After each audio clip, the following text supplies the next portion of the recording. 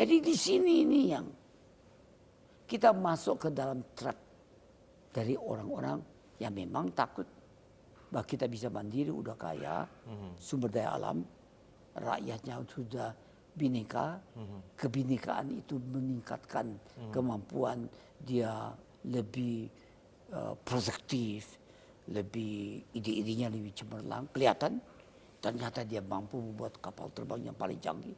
Itu paling canggih waktu itu loh. 20 tahun yang lalu udah fly by wire belum ada. Tanya sama yang dia mau, yang pertama kalinya yang ada tertulis dari pemerintah yang keluar dari Presiden Jokowi, dia memberikan pernyataan bahwa pesawat terbang, dia tulis surat sama saya, R80 adalah proyek yang dia benarkan dan harus dibantu sesuai dengan peraturan dan undang-undang yang berlaku. Begitu. Tapi sekarang kita keadaannya tidak seperti cerah seperti tahun 74 tuh. Kita harus import minyak, walaupun minyak juga turun harganya. Kita bayar dari mana? Dan kenapa saya harus buat gitu? Lihat aja, bisakah kita hidup tanpa pesawat terbang? Atau satu tidak mungkin, Bu. Ngitung aja nilai tambahnya dari pesawat terbang saya buat R80 atau R nanti lebih besar dari itu. Itu R80 aja saya buat hanya 170 pesawat dengan sasarannya tiap hari satu pesawat. Itu sama dengan hasil produksi beras dalam 1 tahun dari seluruh bangsa Indonesia tanpa diganggu oleh hama vereng dan cuaca jelek. I make it in 170 days.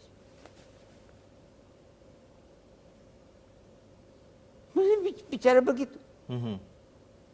Tapi bukan itikadnya tidak mau.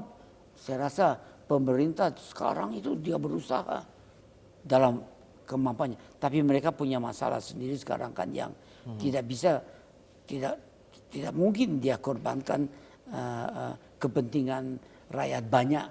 Ya kan?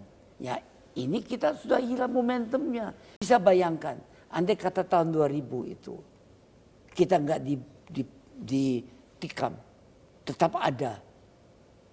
Dan tahun 2000 certification dari N250 terjadi. Semua pesawat terbang yang terbang ini milik kita. ATR belum memiliki. Diambil dari kita. Brasil belum memiliki. Seluruh dunia tahu. Kita 20 tahun. Stop. Eyang kecewa sih tidak, Eyang, melihat N250 sekarang seperti itu nasibnya begitu ya, padahal yang sudah membangun industri strategis ini sejak puluhan tahun. Kita Indonesia punya Eyang, punya ada Mas Ilham begitu ya, orang-orang hebat dalam industri penerbangan. Ya. Tapi sekarang kita seperti ini, Eyang bagaimana perasaannya? Saya kecewa banget. Pertama itu bukan milik saya, milik bangsa Indonesia. Dan kita membiayainya itu dari hasil penjualan minyak, sumber daya alam. Dan semua transparan. Kalau enggak mungkin yang bisa duduk di sini. Oke?